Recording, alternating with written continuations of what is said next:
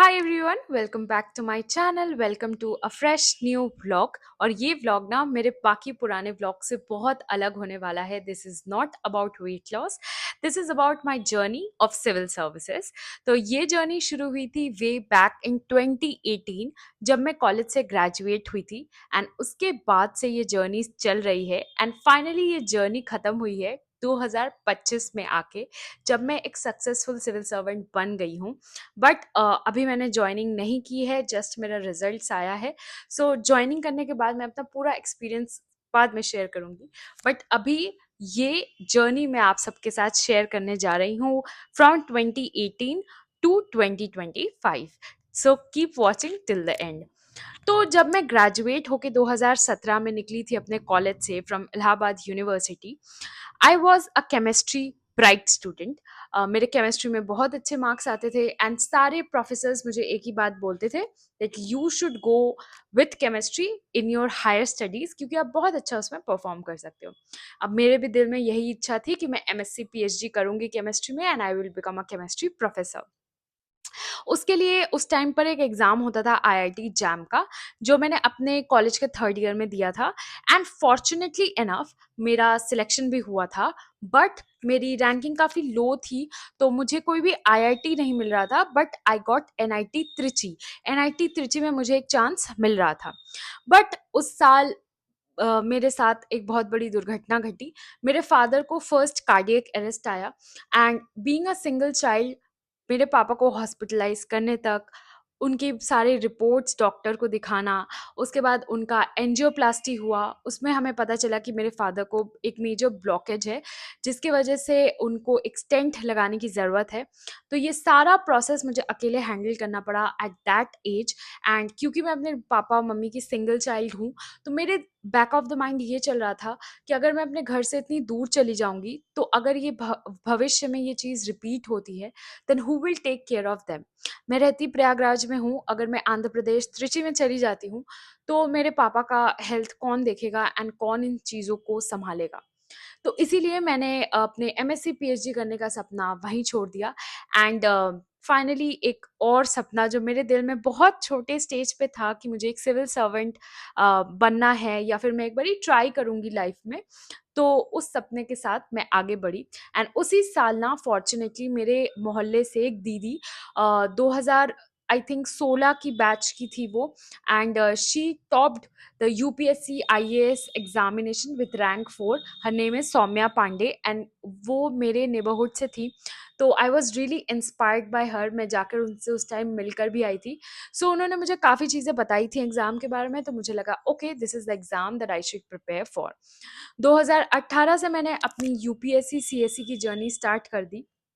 And 2019 में मैंने अपना फर्स्ट एग्जामिनेशन अटेम्प्ट दिया था। एंड बहुत बहुत मेहनत करने के बाद आई वॉज फाइनली फेल्ड। मैं प्रिलिम्स फेल कर गई।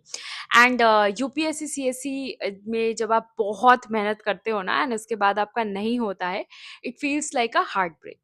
तो 2019 में मेरा एक हार्ट ब्रेक हुआ जब मैं प्रिलिम्स नहीं पास कर पाई। फिर 2020 में मैंने फिर से एग्जाम दिया and I again failed the preliminary examination. 2021 में फिर से मैं फेल हुई। एंड इस टाइम मुझे लगा कि मुझे अब दूसरे एग्जाम्स की तरफ जाना चाहिए। So I started focusing on state PCS examination from 2021। तो 2021 से मैंने UP PCS and waste Bengal civil services दोनों साइमल्टेनियसली प्रिपेयर करना शुरू कर दिया। अब 2022 में यूपी पीसीएस 5 जून को था एंड 19 जून को था West Bengal civil services. By God's grace दोनों ही एग्जाम मेरा बहुत अच्छा हुआ था एंड दोनों का ही मैंने प्रीलिम्स क्वालिफाई कर लिया। एंड 2021 में जब यूपी पीसीएस मैंने क्वालिफाई कर लिया था, तो उसका मेंस मैंने लिखा था around November. And waste Bengal civil services का मेंस का रिजल्ट नेक्स्ट ईयर आया था 2023 में। यस 2023 में उसके मेंस का रिजल्ट आया था। तो उसका मेंस मैंने 2023 में लिखा था। बट इसके मेंस यूपीपीसीएस का जब मैंने मेंस दिया था 2022 में, वो बहुत अच्छा मैं उसमें परफॉर्म नहीं कर पाई, तो I failed the mains examination UPPCS 2022। तो अब जब मेंस फेल कर गए हैं एंड डब्ल्यूबीसीएस का रिजल्ट उस टाइम नहीं आया हुआ था, तो मुझे एक और एग्ज़ाम का प्रिपरेशन करना था। तो एक बहुत अच्छी रेगुलेटरी बॉडी है जिसका नाम है ईपीएफओ। उस टाइम ईपीएफओ की वैकेंसी आई थी, तो I started preparing for EPFO and I studied so hard for this examination. मैंने 6 महीने अपने बिना किसी सोच समझ के कुछ और किए। I just focused entirely and completely on EPFO. But 2023 में मेरे साथ एक दुर्घटना फिर से घटी। मेरे फादर को सेकेंड टाइम कार्डियक अरेस्ट आया and this time it was very very serious, because ये ऑलरेडी मेरे पापा का हार्ट 38% ही काम कर रहा था। उनके हार्ट में ऑलरेडी एक स्टेंट डली हुई थी जिसकी वजह से हार्ट ऑलरेडी वीक था। इस बारी पापा की एक हार्ट सर्जरी हुई जिसमें पापा के हार्ट में एआईसीटी डिवाइस इम्प्लांट करना था and this was very risky procedure because his heart was already damaged at that time.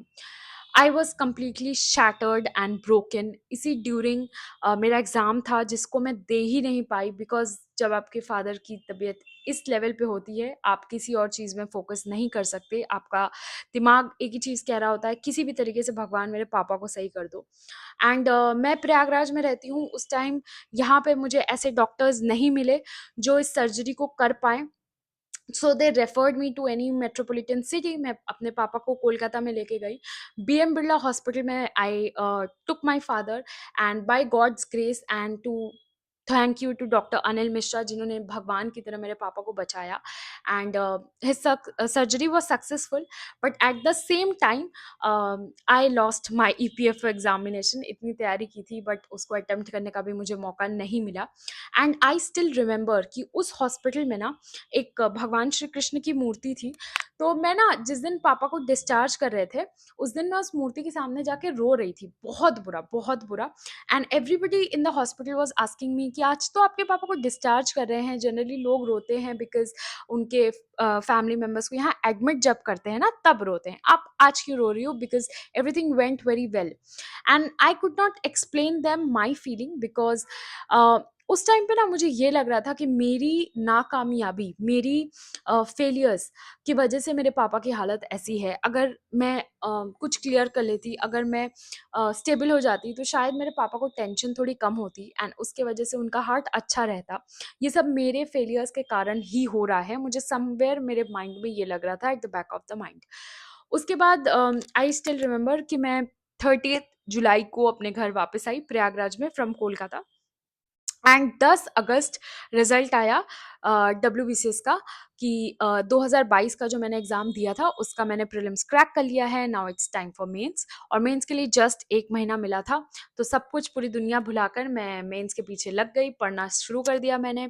बहुत पढ़ाई की, बहुत पढ़ाई की। ऑलरेडी मेरे पास नोट्स थे बिकॉज मैंने यूपीपीसीएस का मेंस लिखा हुआ था, तो मुझे बहुत ज़्यादा मेहनत नहीं करनी पड़ी। जस्ट पास्ट ईयर्स मैंने पढ़े एंड नोट्स को अपने रिवाइज किया। थोड़े बहुत नोट्स जो बनाने थे मैंने बनाए एंड मैंने एग्ज़ाम देकर आई मैं वेस्ट बंगाल में जाकर। एंड होपफुली मेरा एग्ज़ाम बहुत अच्छा नहीं हुआ था बिकॉज़ एक पेपर मेरा थोड़ा-सा गड़बड़ हो गया था, तो मुझे लग रहा था कि पता नहीं मेंस मेरा निकलेगा कि नहीं। बट इसका रिज़ल्ट आया 1 साल बाद, 2024 2023 में मैंने मेंस लिखा था and finally in December 2024 13th December 2024 मेरा मेंस का रिज़ल्ट आया। फर्स्ट टाइम मेरे जीवन में मुझे एक इंटरव्यू कॉल आया from the PCS office and I was so overwhelmed कि ज़िंदगी में पहली बार मैं सिविल सर्विसेज का इंटरव्यू देने जा रही हूँ, वो भी एक state civil services. This was my dream job and finally I got a interview call. So 13th December 2024 मुझे इंटरव्यू कॉल आता है एंड 20th जनवरी 2025 को मेरा इंटरव्यू शेड्यूल्ड था। तो मैंने 1 महीना फिर से बहुत मेहनत की, मॉक टेस्ट वगैरह मैंने कोलकाता में जाकर दिए, अपने आप से नोट्स बनाए, प्रिपरेशन किया because this was my first attempt. And thanks to all the people around me जिन्होंने मुझे हेल्प किया, मेंटरशिप दिया, मुझे बहुत बहुत सपोर्ट किया। एंड उसके बाद finally the day arrive, the D day of my life, 5th June 2025 finally result आता है West Bengal civil services examination 2022 का कि फाइनली रिजल्ट आता है एंड उस रिजल्ट में मेरा नाम था मैं उस टाइम पे सो रही थी जब रिजल्ट आया, and one of my mentors दीदी, शी कॉल्ड मी एंड उन्होंने कहा, ओ पल्लवी, तुम्हारा नाम है रिजल्ट में, and you should congratulation, and you should open the result as soon as possible. मुझे अपने कानों पर ही विश्वास नहीं हुआ कि जो इस लड़की ने कॉलेज से निकलते टाइम ये सपना देखा था कि ये कुछ बड़ा करेंगे, कुछ अच्छा करेंगे, अपना नाम बनाएंगे, मम्मी पापा को प्राउड फील करवाएंगे, आज वो सपना पूरा हो गया। जब मैंने लिस्ट में अपना नाम देखा, मम्मी से बताया, पापा से बताया, everybody was in tears, and वो फीलिंग मैं आपसे शेयर इस तरीके से नहीं कर सकती। That is a feeling to be felt, and I was so so overwhelm. मैं बहुत रोई उस दिन। मैं भगवान के पास जाकर मैंने बोला कि एक लड़की जिसने इतने फेलियर्स देखे, इतने अप्स एंड डाउन्स देखे, एंड जो इतना डरती थी कि पता नहीं होगा कि नहीं होगा, एंड जो अपना फ़ियर इतना ज़्यादा बड़ा हो गया था कि मेरा कॉन्फिडेंस एकदम गिर चुका था। मैं एज़ अ पर्सन एकदम टूट चुकी थी, अंदर से शैटर्ड हो गई थी, इतने सारे एग्ज़ाम्स में फ़ेल हो रही थी, लाइफ़ में इतने अप्स एंड डाउन्स जा रहे थे। उस लड़की को आज आपने खड़ा कर दिया, उस लड़की का सपना आपने पूरा कर दिया, एंड मैंने भगवान का शुक्रिया किया। इतने फ़ोन कॉल्स, इतने गुड विशेज़ मुझे उस दिन रिसीव हुए। I was overwhelmed by the love around me.